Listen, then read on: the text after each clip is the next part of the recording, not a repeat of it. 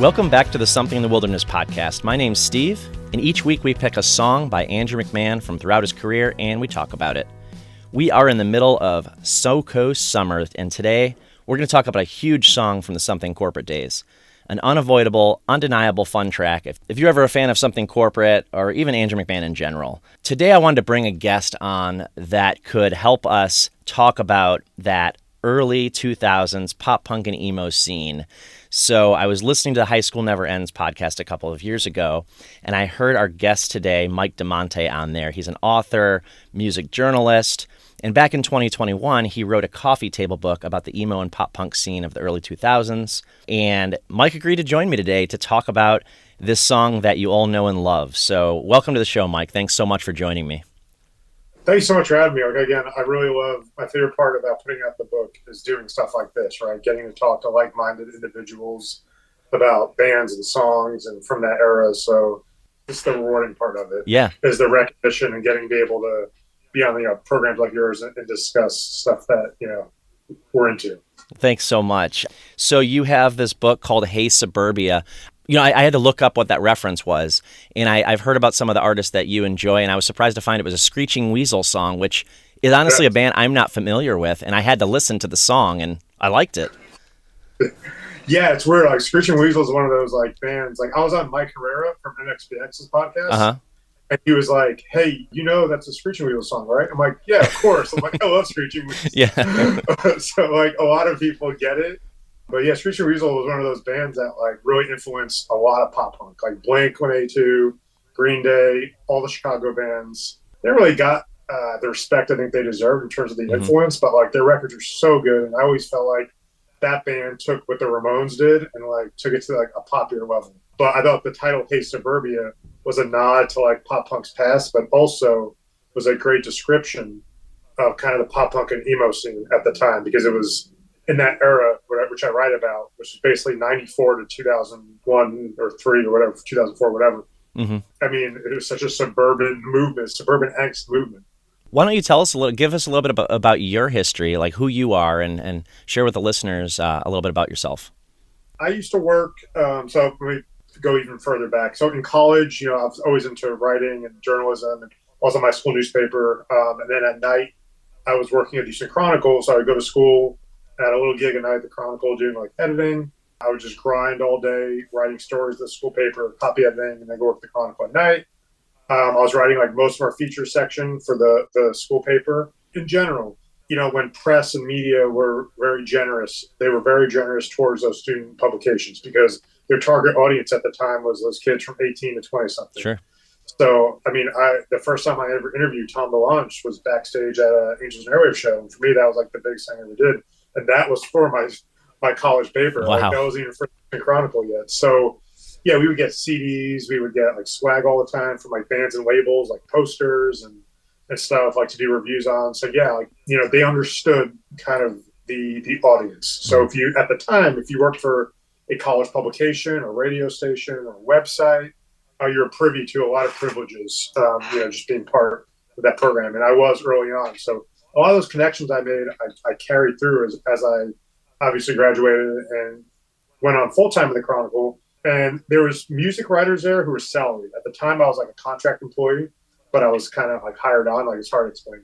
And I was mostly doing copy editing and web producing and sports. And one day I just went to the features editor and look, here's what I can do. Here's what I like. Here's what I write about. I know you have a guy named Joey Guerra and Andrew Dansby. They were the music writers. And Andrew Dansby used to work for Rolling Stone. Okay. And Joey Guerra is this pop culture expert. He knows everything. And I was I'm not trying to step on their toes. I know what they like and what they cover. They don't cover this stuff. It was obviously alternatives, rock stuff, pop punk. So specific to the genre then is what you were saying. Yeah, exactly. Okay. So yeah, I got to the point where oh yeah, sure. So whenever there was something that would come up, I'm hey, can I cover the show? And even if it was for one of their blogs or microsites, they're sure. And I didn't ask for any extra money. I'm you don't have to pay me. You already paid me already. Mm-hmm. I'll just do it. Because at the time, I just loved going to shows and covering shows. So to be able to continue that at that level was awesome. And it opened up so many opportunities to do rad interviews and, some of my favorite bands, Alkaline Trio, do Blink Again, Descendants, Taking Back Sunday, Dashboard Confessional. And then every once in a while, they would throw me bigger bands. They'd be hey, you want to do Interpol? do you want to do Donald Glover? Do you want to do Wow. Aerosmith? I'm like, yeah, of Oh yeah. course. Well, yeah, of course. Yeah, that's amazing. Yeah, so I got to do some bigger stuff here and there when the other guys were just like, man, give it to Mike. And I'm like, okay. Like, he'll do anything. Yeah, so you kind of focused on your focus was on the genre of pop punk in that era, Yeah. but also you were interviewing other bands as well, and at the same time. Yeah, like I always say, it was like my focus was obviously like the Warped Tour generation, right? Mhm. But they knew I was a good enough writer where they could be like, oh, yeah, we could give Mike whatever. I like that reference, the Warp Tour generation. I really feel like that's applicable to so many of us that look back on that time that still like this music. I mean, we're still, it's 2024. Warp Tour hasn't happened in several years, but we're still. It's like this pinnacle time for us in our musical tastes. It really is because it's like that's the best way to describe the book. It's like, well, it's about the Warped Tour generation basically, and Hmm. like that is such a large umbrella if you think about it, right? I mean, how the Warped Tour started off with with like bands like Suicidal Tendencies and and No Effects and Rancid and Bad Hmm. Religion and the Yeah.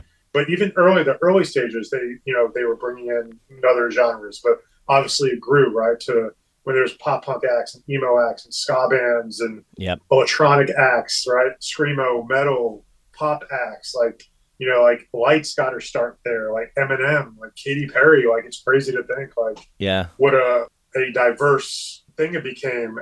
Yeah, it wasn't just like a punk rock thing anymore. Yeah, I remember the year that Kid Rock was at, and looking back on who Kid Rock became as a musician and as a celebrity or whatever you want to call it, that's kind of funny too. But I remember Katy Perry. I didn't see Katy Perry, but she was apparently at one of the shows I was at, which is just Okay. interesting looking back to see again what celebrity she's become. Huge pop star. That Warped Tour was the first year I ever covered Warped Tour, and that was for the school paper. Okay, And I got to watch her on stage, nice. like side stage, and I was actually talking to her publicist, like, "Hey, can I interview her?" And like, "Oh yeah, we'll try." It never happened, but Uh huh. this is like she was like had a song on the radio, and it was like obviously she's making traction, but I don't think anyone knew she was going to be you A know what massive she pop became. star. Yeah. Yeah, and that's what, like a lot of people too. Like a lot of times on Warped Tour, they're like, "This act is definitely they're gaining traction. They're going to be something," but you never know what that something is going to be.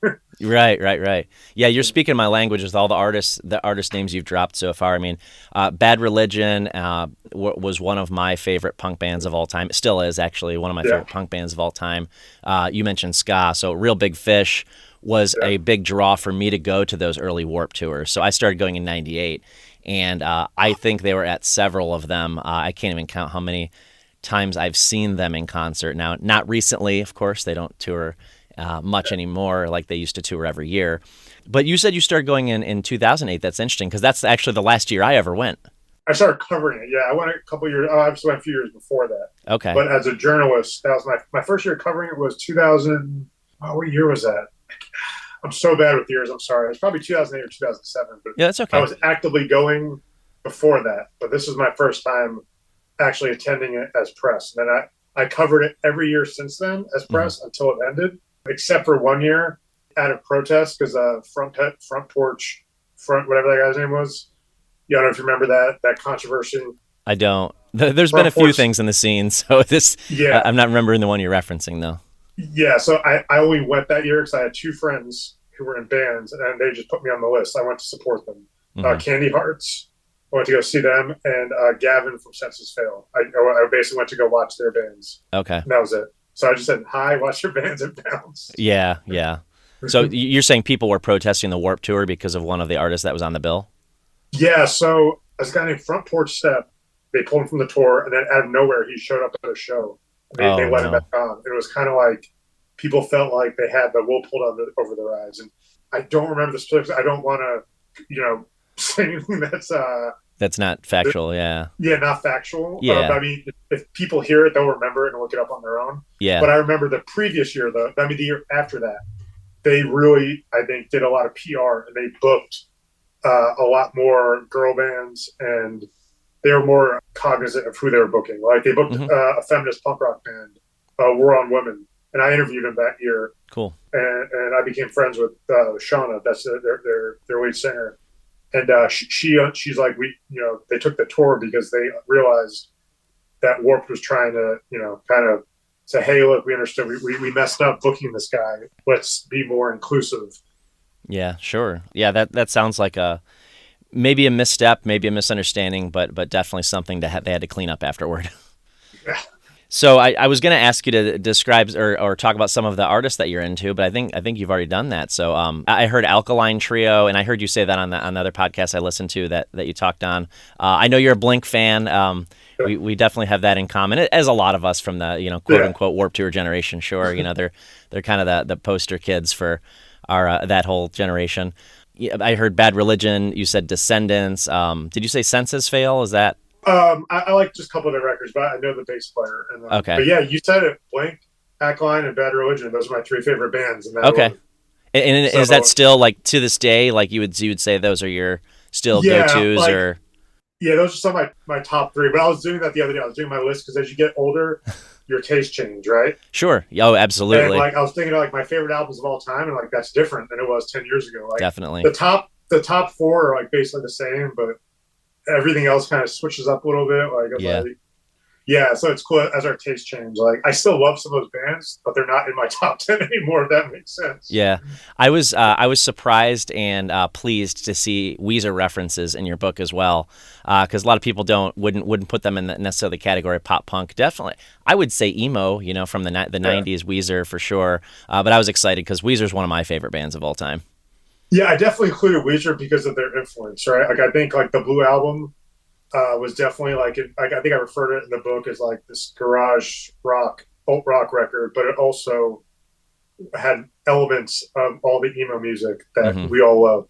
Yeah. And I don't think you would ever consider Weezer emo, but they're definitely one of those bands that, look, they play a Fall Out Boy, Green Day, you know what I mean? Blink, New Found Glory, they played with all those bands before. Yeah. But they fit just because, I don't know, for many reasons they fit. I remember in my book, I have a quote. I interviewed Stephen Jenkins from Third Eye Blind, and his quote is hilarious. He's like, people were calling Third Eye Blind and Smashing Pumpkins the architects of emo. And he's like, what the f is emo? He didn't even know what that was. Yeah. That is an interesting reference point for emo to think of Third Eye Blind. I am a fan, but I never would have put them in that bucket. So. Yeah, same. But it's weird though. They tour with a lot of Dashboard, Yellow Card. Yeah. Jimmy World. But those bills fit. You know what I mean? Yeah. It's not like you're going to a concert where it's what's this band doing on here? All those bills make sense to me. Yeah, it is interesting you say that because I have noticed that the last 4 or 5 years, their Summer Gods tour, they've been taking out. Yeah, those exact bands that I love all three of the ones you just mentioned. Yeah. So they've been touring with. So very cool. Now, do you have any history with the band Something Corporate in terms of seeing them in concert or knowing them through the scene or anything like that? Honestly, I talk about it. I really don't. Okay. My introduction to Something Corporate was for a lot of people was on the Drive Thru Records compilation. Yeah. Welcome to the Family. And I was never a big Something Corporate fan, but Andrew McMahon, I think, is a genius because it's he's had 3 bands, and I heard Andrew McMahon in the Wilderness on the radio once, and I was like, this sounds like something. And I was like, oh, wow. I was like, this makes sense. This is I can see the trajectory of where he's at now. Mm-hmm. So at first I thought it was Owl City. That's a compliment. Right. Owl City is a really talented artist. Oh, I'd take it as a compliment, yeah. Yeah, so, but I remember back in the day listening to that Drive Thru Records comp, which is so good. Welcome to the Family. Mm-hmm. Do you remember that? Oh, yeah. Constantine, right, was on there? Constantine and If You See Jordan, both of them are on there. Oh, I forgot. They were both on there. Thank you for bringing that up because that's the song we're talking about today, If You See Jordan, and I forgot that was on that comp. Wow, and missed I remember, the power of comps. Vagrant used to have their Another Year on the Streets. You had the Punkorama comps. The Atticus comps were so good, but I remember that Drive Thru comp was amazing because it has my favorite Phoenix TX song ever on it, Oblique. But then it also has introduction. It has there's 2 bands, 3 bands really on that comp that stuck out like a sore thumb. The Benjamins, Something Corporate, and RX Bandits, but in good ways. Mm-hmm. The rest of the album was just bands like Movie Life, who I love, New Found Glory, Midtown. It was very that specific Drive Thru pop punk sound. Yeah. Then you had the Benjamins on there, which was more of kind of just a kind of indie pop rock thing. Yeah. And then you had RX Bandits, which are just I think one of the most underrated bands of all time. They're so good. You're just whoa, what is this? When I first heard this, it's this sounds like the Police mixed with a ska band. And then you have something corporate on there, which was, I think, a lot more softer than like the other stuff on there. But it was like, wow, like this shows the diversity of the label. And like those songs stood out because they were good. There's one song, it's like Constantine's like 9-minute song. Yeah. And then If You See Jordan. So it's like right away that band stood out to me because it's like, wow, this is, Drive Through is, they're not just a pop punk label, right? They're signing more of the emo or side of emo bands or more of the pop rock stuff too. Yeah. But it all fit, you know what I mean? Yeah, and I definitely want to come back to that point, that whole pop punk label, because it's thrown around. Sometimes it's really fitting, and other times not. But I definitely want to come back to that point as well. Yeah. But you're right, though. Drive Through was more diverse than I think a lot of us looking back give them credit for. Yeah. And that comp is a perfect example of that. Absolutely. So I want to talk about the song. So the format of the show is we talk about the song, the sound of it, the lyrics, the live shows a little bit. But what I also want to do with having you here is bring your story into it a little bit as we go along here. Is that okay with you? Yeah, absolutely. Yeah. Awesome. The first time I think I heard If You See Jordan that we're talking about today, it probably was at Warped O2. I'm not really sure. I remember going to Warped O2. I couldn't tell you what was in their set list, but I could guess real easily, right? Yeah. I remember either hearing about them, seeing them, whatever, at the show. And what I remember most is when I got home, I was like, all right, I have to find everything this band's ever done. So I illegally downloaded as many songs as I could by this band, right, as we did. So we all did. This was 2002, and it was the last show of the Warped Tour. So it was, I believe it was August 18th. So it was real late in the summer. I was just about ready to go back to school in the fall. And it was just a really exciting time, going home and like, oh my God, I can get all, and I was getting all these tracks, like, and I still have these tracks today on my computer because I was finding like what we now know is Leaving Through the Window, but there was this other stuff that turned out to be from their Audio Boxer EP and even from Ready Break, which was their original album that was not on a major label. But I had no idea how all those songs fit together at the time. I was just like, but this If You See Jordan song really stuck out. I remember that because it was like, although I was out of high school, it just stuck out. It was like that. It was kind of typical for the time, right? It was like we were hearing a lot of this theme in pop punk music at the time. This, being an outcast in high school, and just your goofy interactions with the people, the characters in your high school, and that sort of thing. So, admittedly, the song meant more to me back then lyrically than it does now, and I'm sure we'll talk about that a little bit more when we talk lyrics. But yeah, today we're talking about If You See Jordan, and it is stylized in a lot of places with the F, U, and C capitalized. It took me a little while to notice that for whatever reason, but and that pertains to of course, the end of the song. The band is Something Corporate. The song was originally released as track 2 on the Audio Boxer EP. That EP was released on October 2nd, 2001. It's better known, though. The song is better known as track 4 on Leaving Through the Window, which came out on May 21st, 2002. It came out as a single in March 2003, so almost a year after the album dropped. It was the third single off the album after I Woke Up in a Car and Punk Rock Princess. So the song actually charted at number 29 on the Billboard Alternative Songs chart that year, which that actually surprised me, to be honest, looking back. Mike, do you remember first coming across this song? It was on the compilation, I assume, right? Yeah, I now that you mentioned it, I Woke Up in a Car. That's another song that I kind of always go back to. Like I said, I was never the biggest Something Corporate fan, but every time I hear that, I'm like, I forgot how good that song was, right? But yeah, no, like I said, the first time I ever heard the band was Drive Through Records, Welcome to the Family. Honestly, like that was a great record to sell people on the label. Yeah. Right?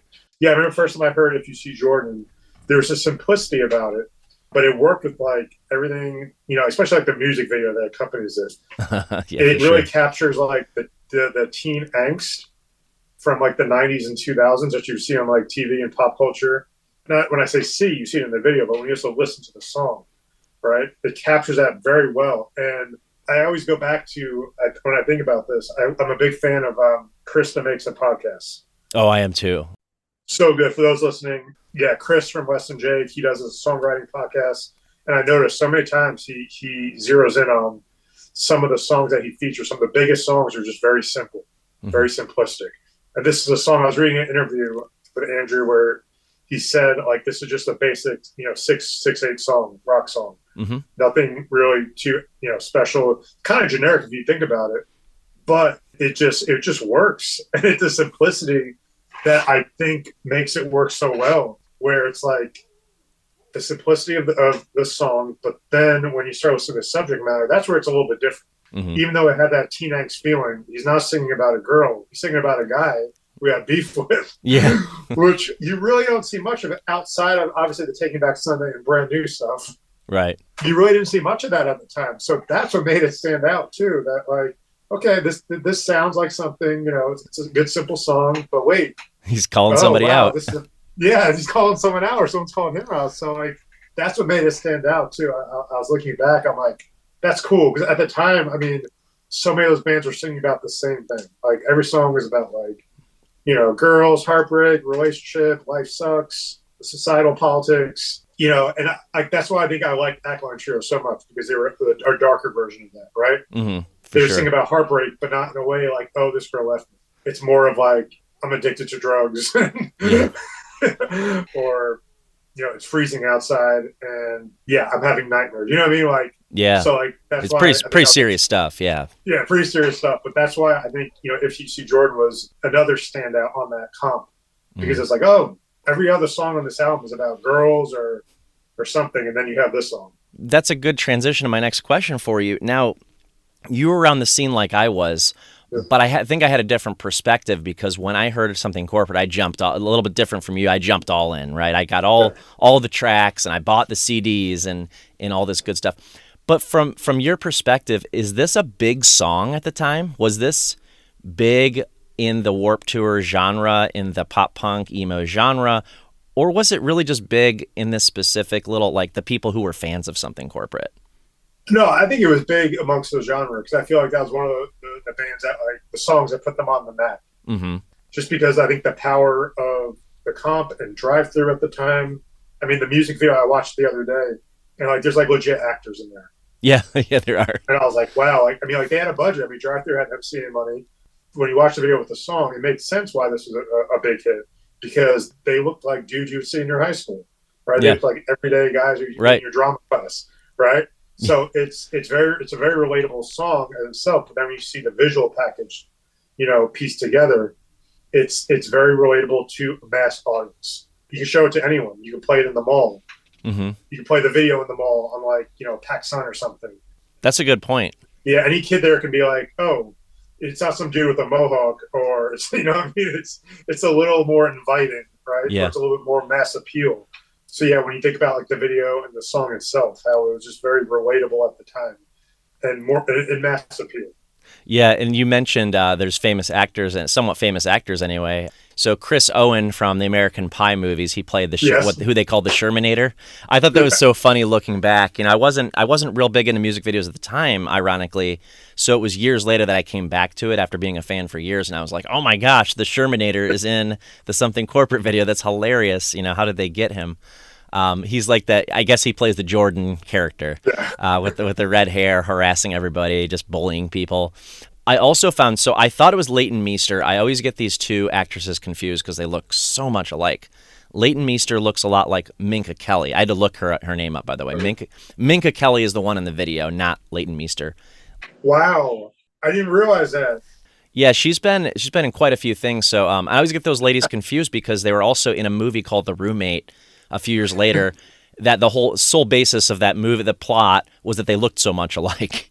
So Minka Kelly is in it, Chris Owen, and I had to look up this girl's name. Summer Altus was in the movie the video as well, whom I didn't know who that was, but I found it on IMDb, and so I had to look her up. And apparently nowadays she's a what's the word for it? She's a professional in wine, whatever that word is, and I can't. remember. Somalia? Yeah, thank you. She's a sommelier and a social media influencer, and she was an actress for a while. I had no idea who she was. She didn't look familiar to me. But I just thought that was interesting that some careers came out of that video. No, I remember the name. Summer, I'm looking it up right now. Just yeah. She was in a lot of stuff. Yeah, she was on Miss USA. Yeah, she was in, let's see, filmography. Well, she was in Wedding Crashers. Okay, and One Tree Hill. Wow. Yeah, she's been in stuff. It's just I didn't realize that when I watched that video that there was a couple of somewhat notable actors in it, and it's like this high school fantasy where the kids take over the school and they just kind of run the thing. They sneak into the principal's office and grab the loudspeaker and use that, and they sneak the piano into the music room and have a party, and people are jumping up on the piano and dancing and sneaking out of class, to meet up with your friends kind of thing, but that it turns into this bigger thing. Yeah, it absolutely had the mass appeal and obviously the appeal to that generation of people, that age group. Like, oh my gosh, I want to do that. I want to be there, Fun fact, I just learned this today. Is it Rains from Drive Thru? Yeah. Is that how you say it? Richard Rains directed it. Oh, did not know that. Yeah, which I did not know until today. I found it in a Google search and I wanted to verify it. It does say that on IMDb as well. Okay. Yeah, so I think it's legit. It was funny. Like I tried to interview Stephanie for the book, Stephanie Rains, and she didn't what's what I'm looking for. Like she's like, "Oh, that sounds cool, but I don't know what would I say." Like what do you mean?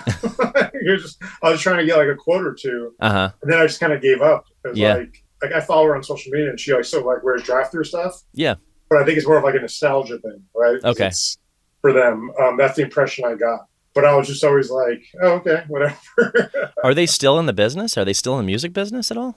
I don't know. Maybe at a smaller level, a smaller scale. I never really followed them and honestly didn't know their names until I started doing all this research into something corporate and Drive Thru and listening to all these music podcasts like we've talked about, and you start to hear these names over and over again. And in the books, I like yours. I've read your book. I've actually read your book through twice. I read it back in 2021 when I got it, and I wanted to read it again this past summer because I was like, I like that it's a quick read. It's a good, I know it's called a coffee table book for a reason. It's like a nice quick, I can thumb through it, I can reference it. And the artwork is awesome. I forgot to mention that earlier. I know you've heard that before, but who you got to do the art for it is just amazing as well. Yeah, big shout out to the artist, Cassie Otish. She was amazing. She's someone who's designed shirts and logos for bands for a while, and I thought it'd be perfect. And I was friends with her on social media because I knew I saw her stuff. And then I asked her, I was like, hey, do you want to do my book? With a very small promise of anything coming out of it. She was super cool. When you put out a book, especially I put it out on an independent publisher, published it, a lot of times you don't get much money from royalties. But I want to make sure. I was like, hey, as soon as I get some royalty money, I'm giving it to you. Mm-hmm. So I said to her, she did such a great job. That's kind of you. Yeah, she did a great job. But yeah, the book overall is cool in that way that you can just kind of pick it up, thumb through it. You can look at the list that you created, which we'll talk more about. It kind of plays out like a series of articles of, based upon your experience in the industry. So, all right, let's go on to some information about the song. The song was produced by Jim Wirt, as far as I understand, on both the Audio Boxer EP version and the Leaving Through the Window version. I do believe it's the same song remastered for Leaving Through the Window. I'm not positive on that, and I don't always have the ear to notice those differences, but it sounds pretty much the same. But Jim Wirt produced all of Something Corporate's albums. The musicians on the track are Andrew McMahon on piano and vocals, Josh Partington and William Tell on guitar, Kevin Clutch Page on bass, and Brian Ireland on the drums. So after having the Drive Thru comp now, did you ever get the Leaving Through the Window album and listen to it all the way through? I don't remember owning it. I feel like I've heard it with friends. Okay. I had a lot of friends who were into a lot more of the emo stuff. I was too, but I was into the Get Up Kids. Mm-hmm. That was my emo of the era, but I still listened to all the other stuff too. But I remember listening to the album a few times with friends. I don't think I ever actually owned it though. Okay. I just remember the cover was really cool too. It was really iconic looking, Leaving Through the Window. It fit with the title. You could put that side by side with a Taking Back Sunday, album cover, the New Found Glory album cover, and it all just kind of makes sense, right? Yeah. It all fits together. Yeah, I bought the they re-released the vinyl with some additional tracks last fall, and I bought that, and it's just it's very I'll say pretty artwork on the cover to have on a vinyl. I'm not honestly much of a vinyl collector, but with the Andrew McMahon stuff being how big of a fan I am, I felt like I had to have those Leaving Through the Window and North re-releases. So we're going to talk about live shows a little bit. On Setlist FM, this song is listed 120 times, which seems way too low. Yeah. I would have thought, with as much as Andrew McMahon has toured over the year with his 3 bands, it would be higher. I'm not sure if you're aware, but when he tours as Andrew McMahon in the Wilderness, he does play Jack's Mannequin and Something Corporate tracks in his modern day sets with the Wilderness. So I would have expected that number to be way higher. But a lot of that early stuff, or late 90s, early 2000s, when they were just playing around California, isn't documented. So kind of understandable on that level. But I still feel like that number should have been higher. Because they've played it. Now I look. Are you aware that Something Corporate's currently doing some weekend mini tours? Yeah, I've seen them. I've seen them on like bills and stuff, and I know they're doing like some festivals too. Yep. Yeah, they did Four Chord in June. They did When We Were Young last. When We Were Young last fall, and then they're doing some weekends. So a lot of the 4 other guys in the band, have day jobs, I think, and so they're doing like long weekends, like Thursday, Friday, Saturdays, sometimes Sundays, in various sets of cities, regions, I'll say, around the U.S. So. And then I'll see them in Cleveland and Detroit and potentially Chicago in September. But they've played If You See Jordan, not surprisingly, at every single one of the shows they've done in the past year. And they did If You See Jordan at every 2010 reunion show, and they came back together for about 8 or 10 shows that time. And I assume every time anyone sees Something Corporate in the future, they're going to see If You See Jordan. It's just a staple, right? Like, you have to play that song. I've heard him perform it with his Wilderness band a handful of times. So you never got a chance to see Something Corporate live, is that right?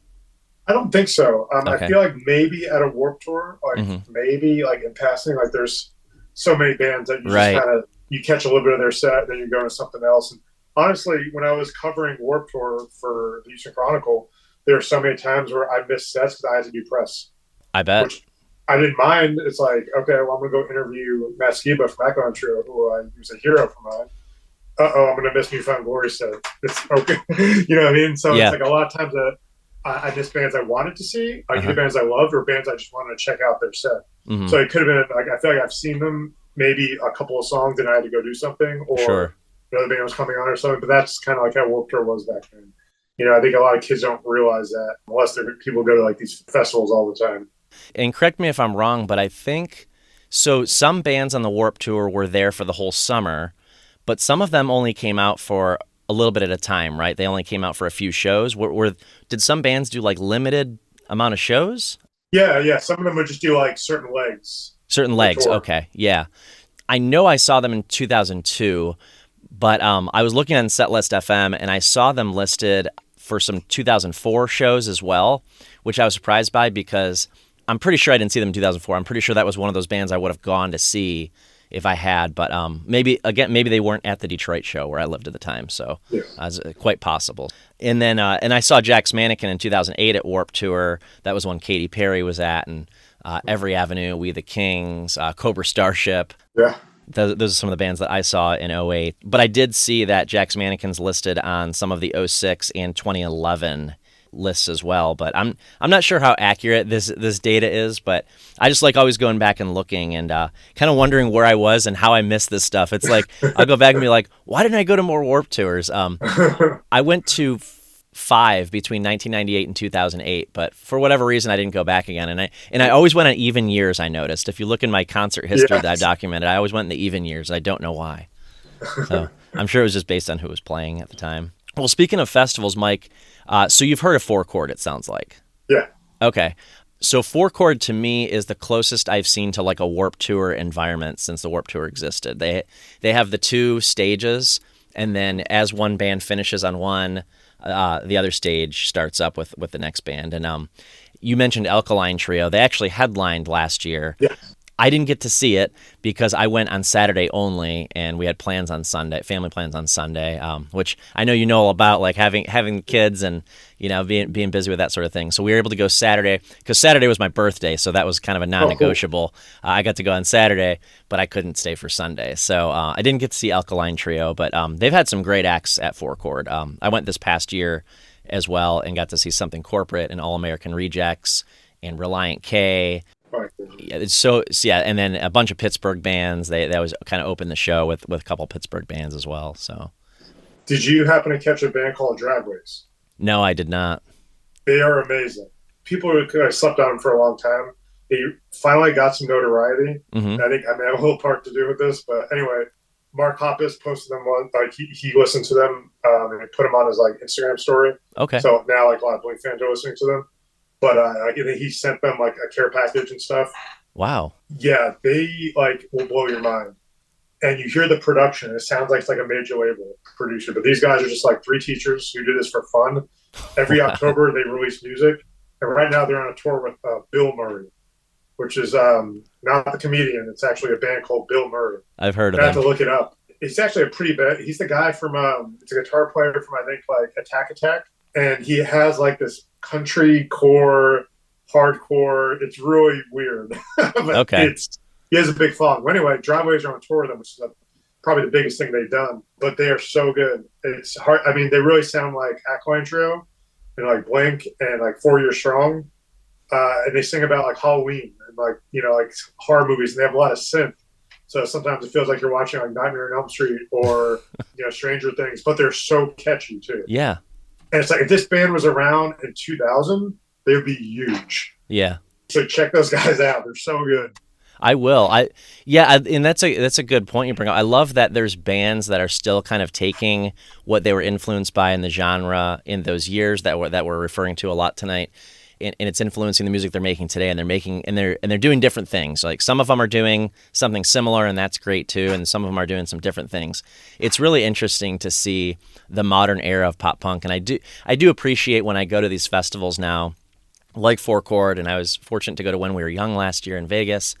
And they're bringing in some of those newer bands as well to kind of introduce the old school fans to the new school of pop punk. So I appreciate that.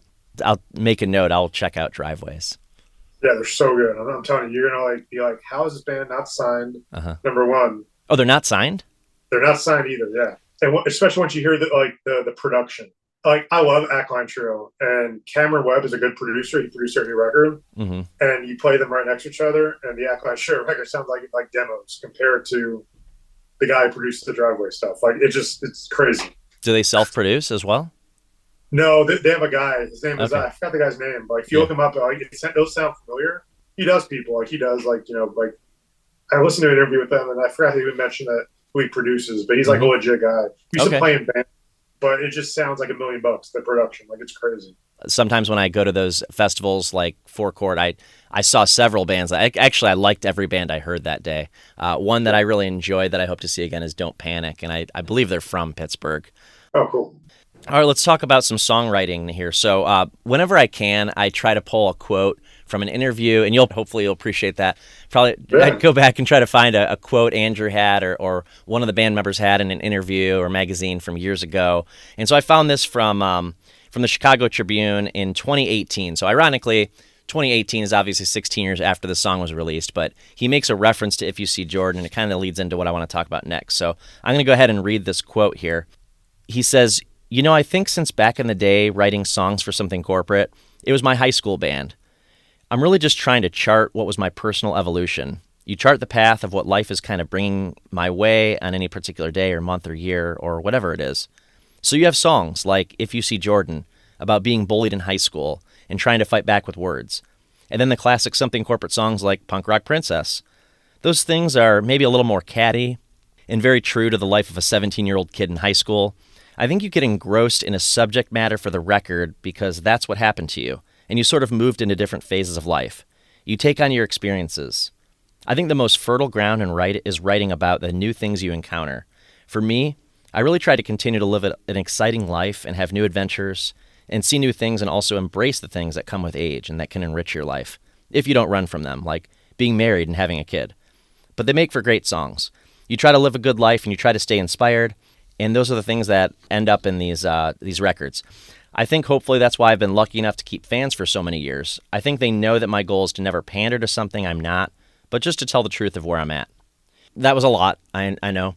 Yeah. What I wanted to get to in that quote, so he talks about the difference between being 17 and writing songs like If You See Jordan and Punk Rock Princess. And we can look back at these and say, yeah, that I could see how that was written by a high school kid, right? Mm-hmm. But he's also referring to the music he's making nowadays in the more current era of his career. And, we can both relate to an extent at least because we're both fathers and we both kind of grown up with it in this genre. So we've listened to the music 20 years ago. We listen to a lot of that same music today. But we're also in some cases, like I know you for Alkaline Trio and Blink and a lot of the bands you mentioned, you're probably still following their careers and listening to their newer music as well. Do you still identify with the songs lyrically or otherwise, that you were listening to 20 years ago, or how does that change over time when as your life changes so much? Yeah, I think that's a great question. Also, I think it's a very profound quote you read from Andrew, but also that's just kind of his view on it, right? I know other artists say something like sometimes there's kind of like, yeah, we wrote this song 20 years ago. That's who we were then. But a lot of times those songs are still relevant, or it brings back a nostalgia, Mm-hmm. or it's something that was important to them. I understand how Andrew, he's not being dismissive, but he's like, yeah, I was writing a song about a bully or a girl in high school. I get it. But those songs to be relevant to kids discovering it today for the first time, right? Mm-hmm. Or it could kind of bring you back. So I think that's like the power of music and a good song, right? Regardless of like where you're at. I mean, obviously you're going to be writing about where you're at right now in life, but there's also songs where you see artists write about something that happened from a while ago they just haven't wrote about before, or they're revisiting a theme or a story or something that happened to them. So I definitely see both sides of like of that of the Mm-hmm. coin on that one. I think it's something where a lot of the artists nowadays, I think they embrace kind of the past in the sense because it's like with new fans, and I feel like with this genre of music kind of becoming popular-ish again, you know, in a mainstream way, it's definitely new audiences are discovering it. So it's kind of like these old songs take on new light. Oh, certainly, and I think you make a good point that other kids or people, because there's certainly some lyrics in this song, maybe not necessarily lyrics, but maybe some themes in this song that people our age can even identify with. There's maybe that person in your life that is giving you a hard time, and so there's definitely themes you can pull out no matter what age you are. But you make a good point also in that there could be new fans identifying with it, like, or even looking back to their own high school experience and being like, yeah, I remember having that. But I think there are a lot of people still identifying with it. Now, I don't identify with the lyrics in any kind of direct way anymore, but for me, it is that nostalgia factor. It's like the way it makes me feel, this song, to sing those lyrics back at a show, to yell them back at Andrew and the band at a show is a lot of fun. So it's more for me a nostalgia factor. Andrew, I think, fought nostalgia for years. He's said as much, on some of his live streams and probably referenced in interviews that he wasn't real into the, like, looking back. And I think this may have been a quote from that era where he wasn't really looking back, because I remember during the pandemic and he did all these live streams and he was talking about how it helped him realize how important this music is to people. And then after the pandemic, they did a tour with Dashboard. I don't know if you realize that Andrew McMahon in the Wilderness did a double bill with Dashboard Confessional. And it was kind of a nostalgia fest. Dashboard played the majority of the set they played was from the first two albums, which was really cool for fans. They'd played a couple new ones, and I'm a fan of Dashboard all the way through, so I like the new stuff too, And then Andrew played, just like he always does with the Wilderness. He played his career spanning set, everything from If You See Jordan and Constantine all the way, and even in the new stuff. But he leaned into the nostalgia, and he even admitted at those shows, he was like, people want to hear Constantine. I'm going to play. He was fighting it for years, but he's like, I'm playing Constantine because that's what the people want to hear. We want to feel that again. And this Something Corporate tour that they're on right now is no different. They're playing the hits. They're playing the Punk Rock Princess and I Woke Up in a Car and If You See Jordan and Constantine. That's what the people want to hear. So that's what we want to feel that again. And I think it's weird because I think there's like an awakening amongst all these bands. For the longest time, some of them were like, we don't like playing the old stuff, or you know what I mean. But now I think a lot of these bands are embracing it. I mean, there's a bands who've been touring this whole time nonstop. We're used to it. I get that, but there's also these bands who've kind of gone away, come back, been around, focus more on the new stuff, right? But I think everyone's just kind of embracing that. Screw it, let's just play the song, and I think the bands themselves are finding a newfound appreciation of these hits and these songs that they're probably tired of playing. I think they're not tired of playing them anymore, if that makes sense. I agree. I think Yellow Card fits into that category right there. Ryan Key, spent so much time at the two shows. Well, I think I saw them 3 times last summer at the shows, like saying, we're so thankful, we're so grateful you guys are coming out. We love playing these songs for you.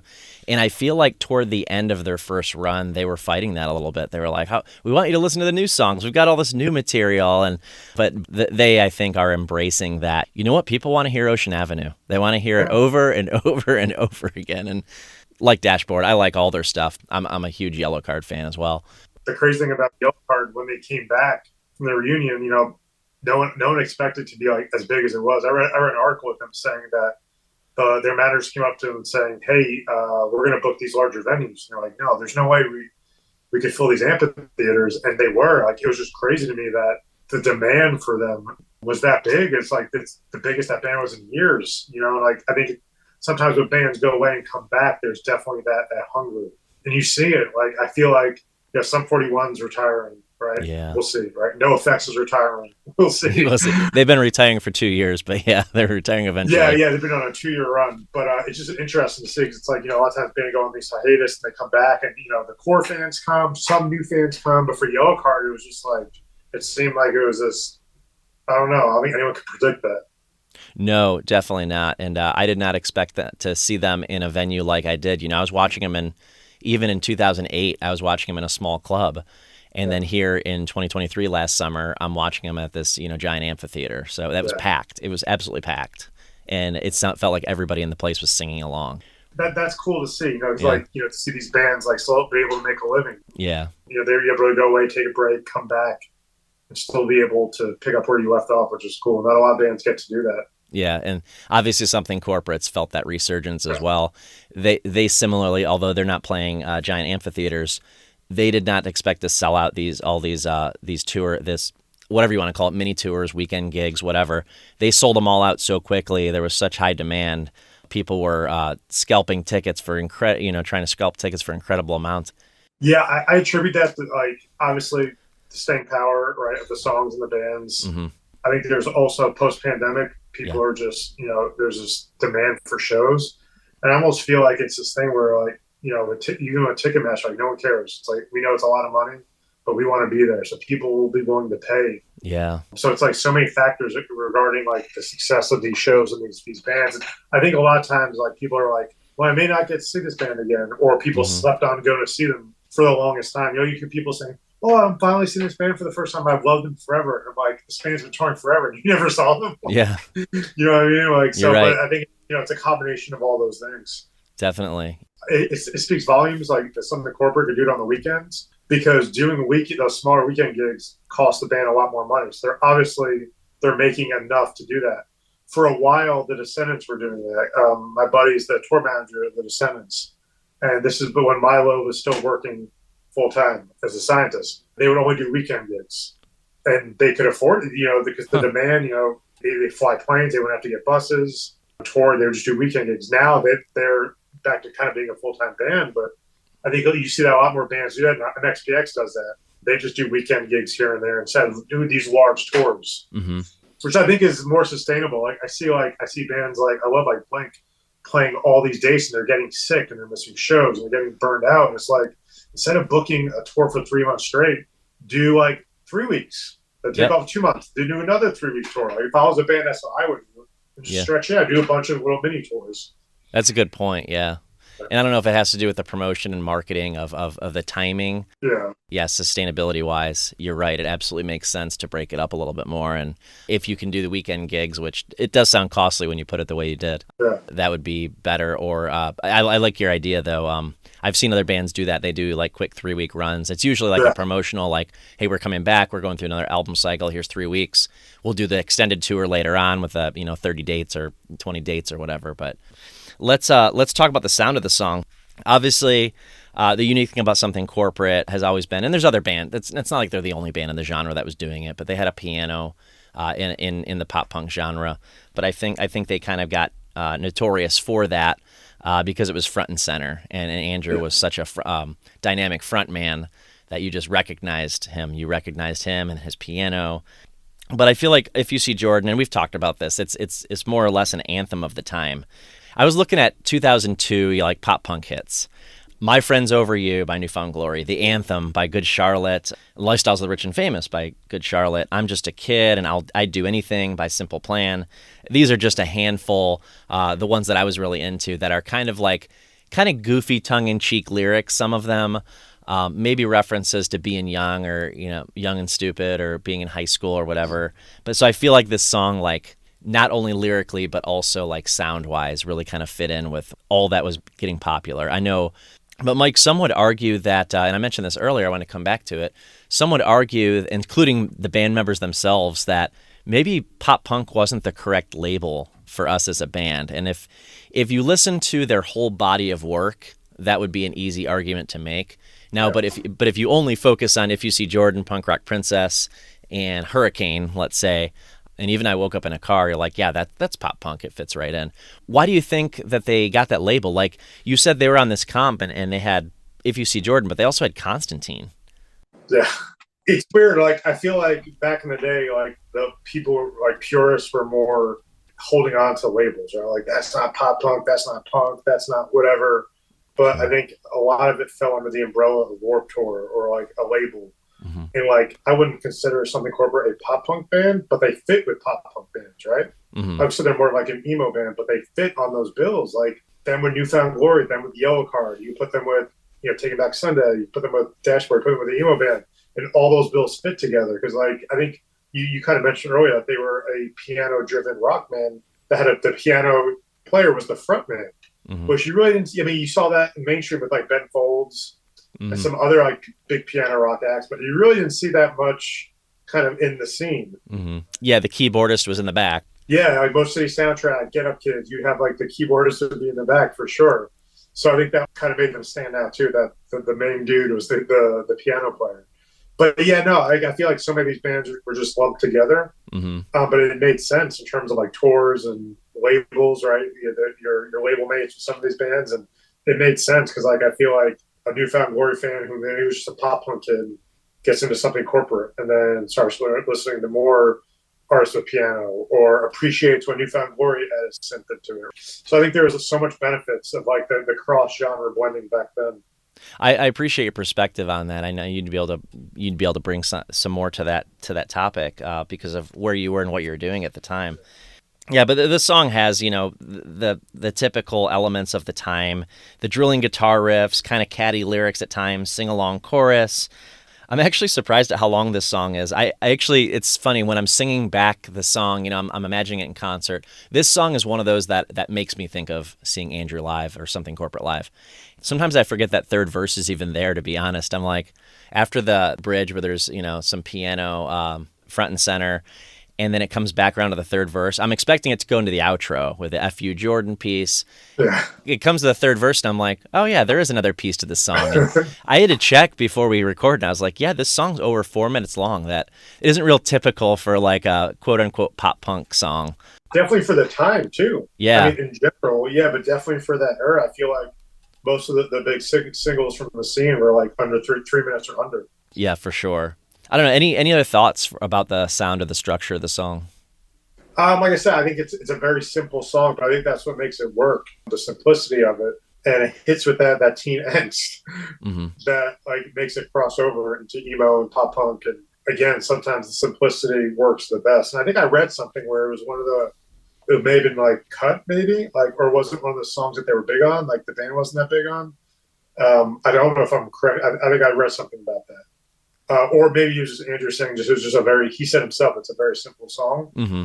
But sometimes those end up being like the best songs, right? Not just the big hits, but just like, hey, we didn't reinvent the wheel here, but wow, it works so well. Mm-hmm. Like I said, when you think about the song, the lyrics, the composition of the song, and then you package it with like the video, it's like a soundtrack to like a movie, Yeah, it could have been. You know what? It's funny you say that. It really could have been. I don't think it was in any of those movies like American Pie and Road Trip and those kind of teen raunchy comedies, but it very easily could have been.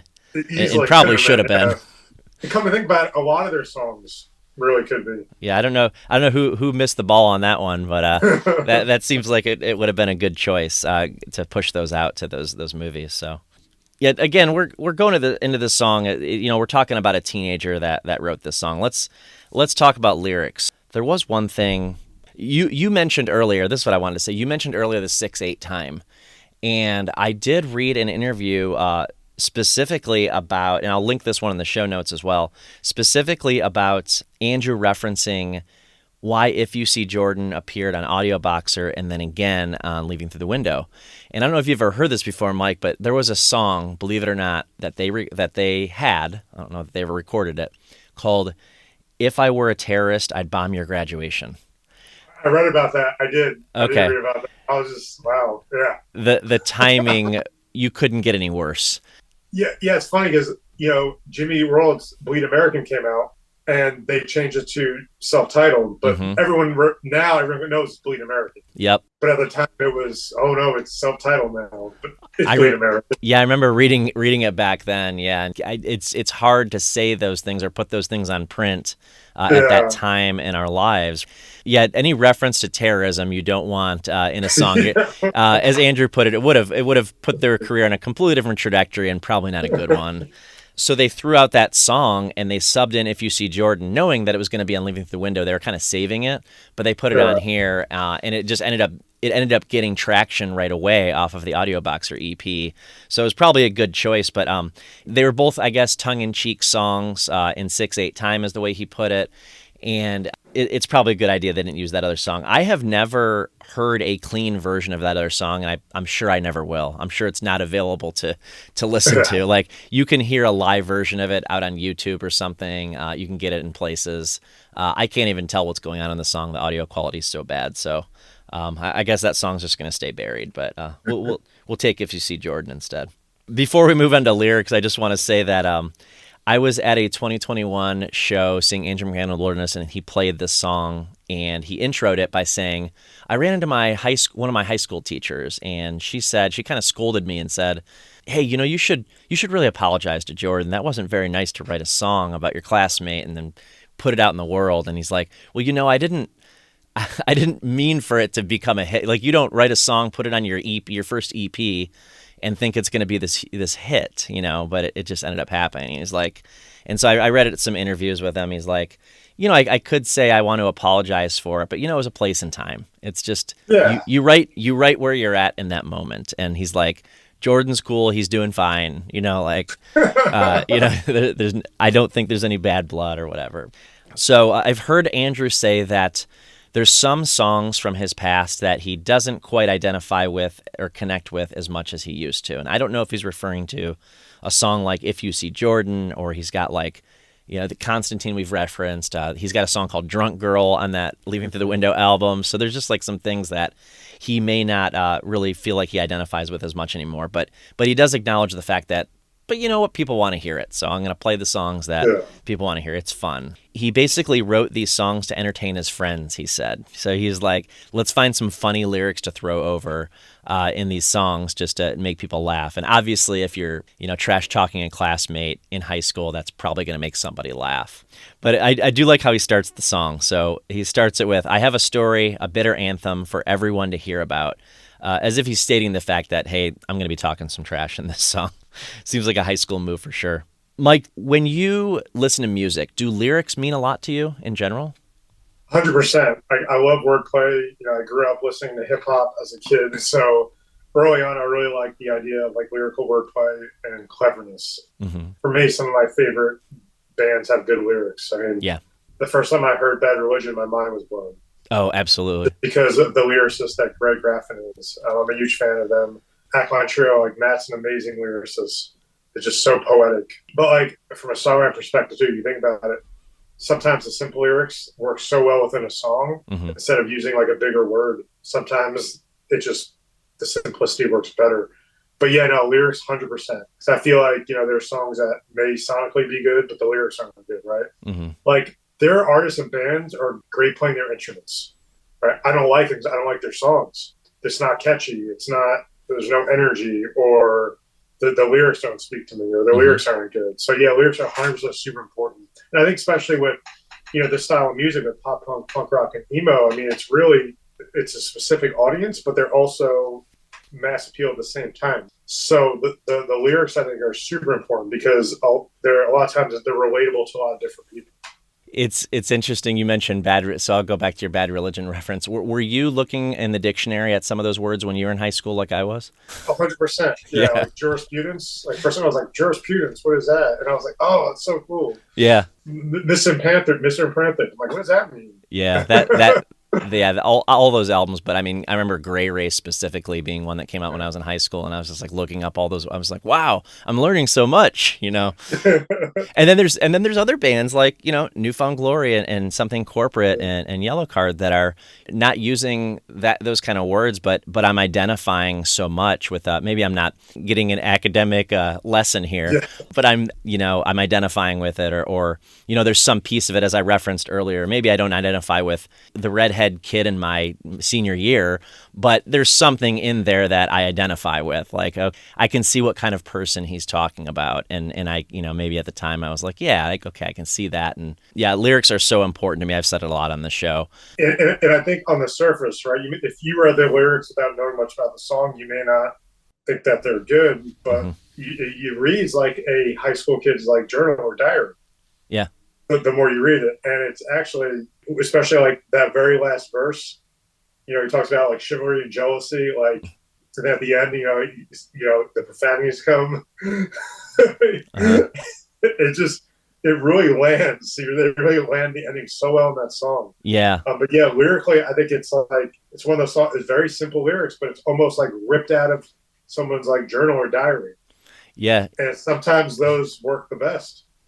It absolutely was. He said he heard that this kid wanted to beat him up, and so he was feeling inspired. He was like, you know, I'm going to go home and write a song about it, and he like pounded out the song about it. You're reading about his interactions with the guy and the things that may or may not happen in the future, and like you said, he's kind of adding this creative wordplay, like a poem into, like you said, right out of his journal probably, what he's thinking, what he's feeling, and then throwing some tongue in cheek funny things in there, like, you little redheaded. And you know, so you know, just like how he's feeling, you know, that sure you would call somebody that if they were saying these things about you.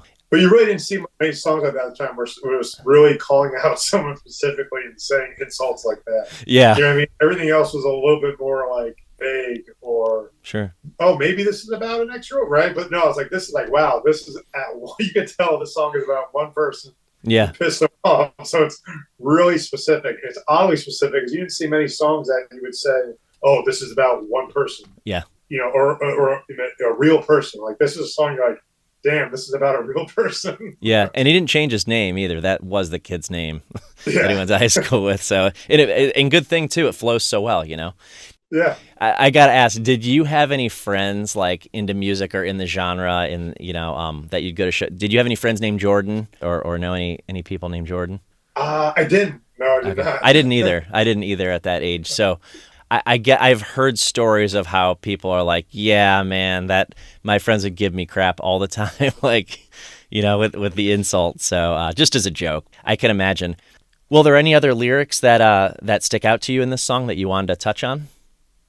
I just like the chivalry and jealousy part. I think that was a good wordplay. The more I think about it, it almost is like a battle rap, kind of, in a way, where he's like, yo, did you make it home in time to masturbate? Yeah. There's like all these little digs in there. Little jabs, yeah. These little jabs that you really didn't see in songs at the time. Like, everything was more subtle. Like the Taking Back Something Brand New songs, you'd have to like go back and like, there's like little Easter eggs, right? Mm-hmm. There's no Easter eggs in this song. No. It's all it's a really ballsy and like punk rock thing to do. I guess it's a good thing that Jordan didn't have his own band and he didn't come back with his own diss track. So it would have been funny to see the reaction song. It sounds like that's your favorite part of the song, though, that chivalry and jealousy part in the third verse. Then, yeah, like the wordplay on that I really liked, but just all like the diss parts on there just stand out, because, like I said, there really wasn't much like that in rock music, especially in pop punk and emo, and you find that stuff in hip hop all the time. Sure. Yeah. But you really wouldn't see that anywhere else. My favorite part of the whole song is the whole outro bit after the third verse. I mean, I love singing that back to the band in concert. That part always reminds me of the live show for obvious reasons. And I don't know if you got a chance to watch any of the videos. I'll post a couple links in the show notes of how he ends the song in concert. But he basically jumps on the piano. He bangs on the keys, and a lot of times he'll jump on it standing on the piano and jumping on it with his feet, and jumping up on and then jumping off the piano. So it's kind of it's a big part of it. Even nowadays, this guy's still jumping off a piano. I wouldn't be able to do that. I wouldn't trust myself at this age, but he's doing it. Even on the Late Late Show with Craig Kilborn, which honestly forgot that show even existed. I was surprised that they were on there, but they played the song, and he was kind of going nuts on the keys back then too.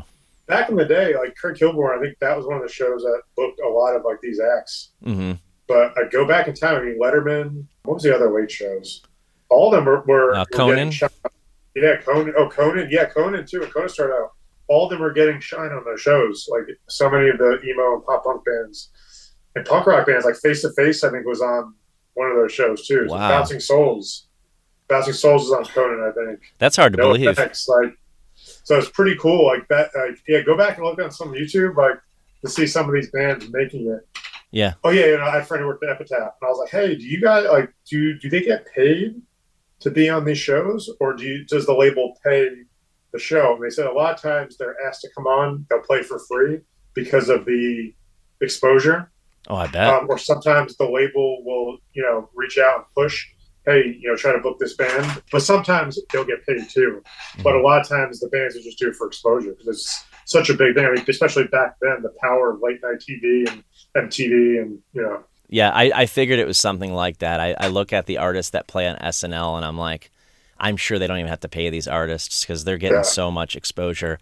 Even if people aren't necessarily watching SNL, they hear about it. It's part of pop culture now that who played on SNL on Saturday night. I may not watch the show, but it's who played, and it's all you can always find it online and stuff. So it's always a big deal now. But I think the same can be said of those shows nowadays, but also back then. Yeah. I forgot that Craig Kilborn even, his show even existed, but it was interesting to see that Something Corporate played it. I definitely missed that one back then, but I wasn't necessarily watching those shows either. So yeah, we've already talked about the music video. Any final thoughts about the song at all?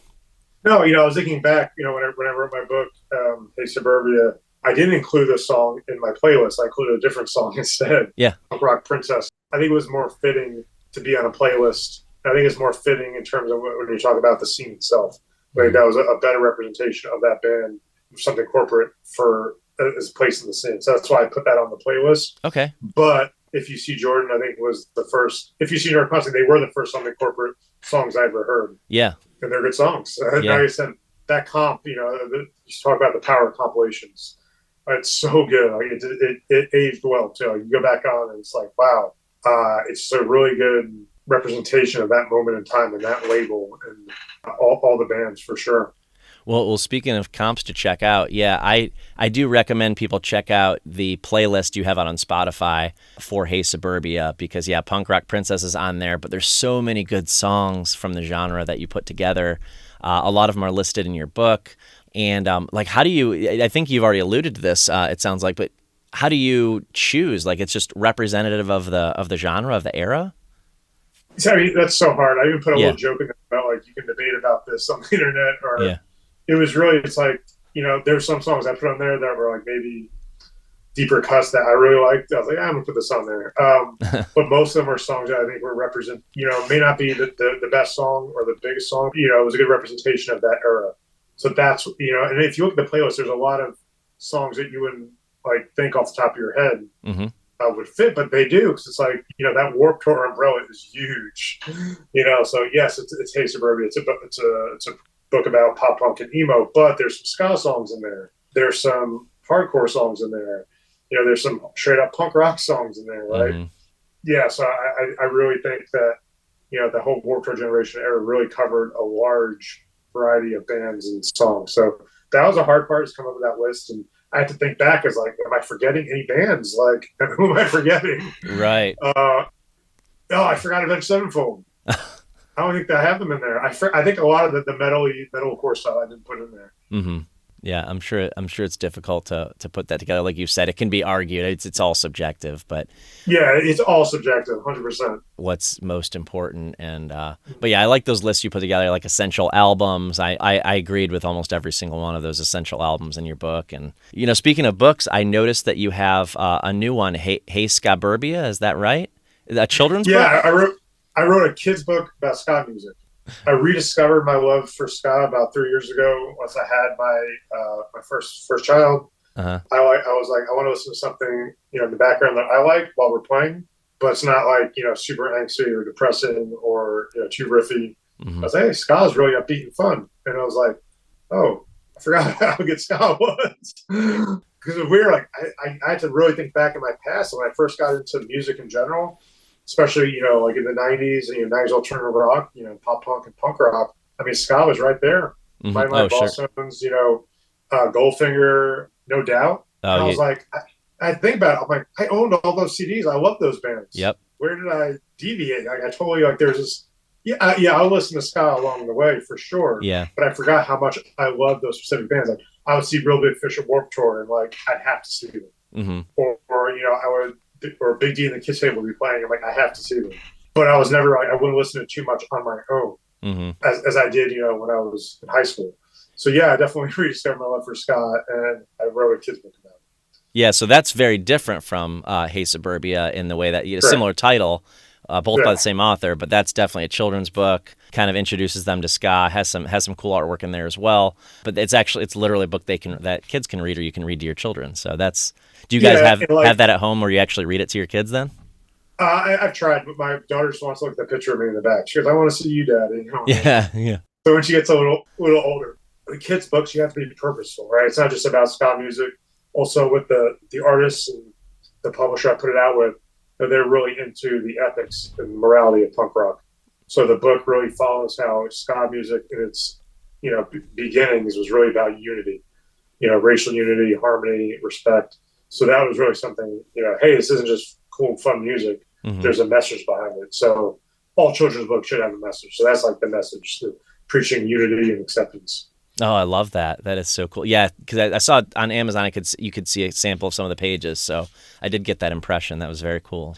I'm going to include your links, the different sites you can get your books on, in the show notes. I would highly recommend Hey Suburbia. Check out Hey Skaburbia if you want to share with the children. And you've got some other books too, right? I mean, I've seen Punk Rock and UFOs. I'm not familiar with that, but can you just give me a quick overview of what those are? Punk Rock and UFOs is my website. It started off, I'm really into paranormal stuff, so it started off as an extension of my first book, Punk Rock and UFOs, Cryptozoology Meets Anarchy. Yeah, so my website was an extension of that, and then the website became more of a pop culture thing. As my time got limited, more responsibilities in life, I was heavy into the UFO stuff for a long time. I wrote 4 books about it, not just about UFOs, but about paranormal, mythology, pop culture, all interweaving together. Yeah, Stranger Than Fiction was the one that kind of really tied it together. And then I made a book about UAP studies in journalism as well. It's called Above the Fold and Fringe, how UAPs became mainstream news. And the website continues, but it's more pop culture. I do more I try to do more music stuff on it now, just because I really don't have the time I used to just jump into UFOs. And, for a while when I was laid off, I was doing some UFO stuff like low key, writing for an app that was going to be made for government officials and like the science community. So even though I wasn't really doing stories, like I was still doing low key doing stuff like UFO related. But something I was into as a kid. That's so cool that you've been able to take those interests you've had all your life, and between music and the paranormal, and writing and journalism, and put that all out there into different forms. So. Yeah, thank you. And that's the rewarding thing, is getting it out there. Like, I really never, did any of this to make any money or any fame or notoriety, but it's pretty cool when someone from USA Today reaches out to me to interview me about, because they saw it, they read Hey Suburbia, or someone from the New York Times is doing a story on Sum 41 and they want a quote from me. Like, that blows my mind. That's wild. They looked up and they saw Hey Suburbia, or like, I don't know how this happened. Well, Hey Suburbia, you could get it on Target.com. I have no idea. Like, I emailed the publisher and they never responded. So I'm like, I don't know how that happened, but so it's those things that are cool, that I could say that, hey, you can get my book at Target. So I got mine on Amazon, so I wasn't sure. Is that the preferred vendor, or what's it doesn't matter. Just as long as people get it. Mike, thanks so much for being on the show tonight. I really appreciate you coming on. Yeah, thank you so much. And I want to say I love the title of your podcast. I feel like it should be the name of a band.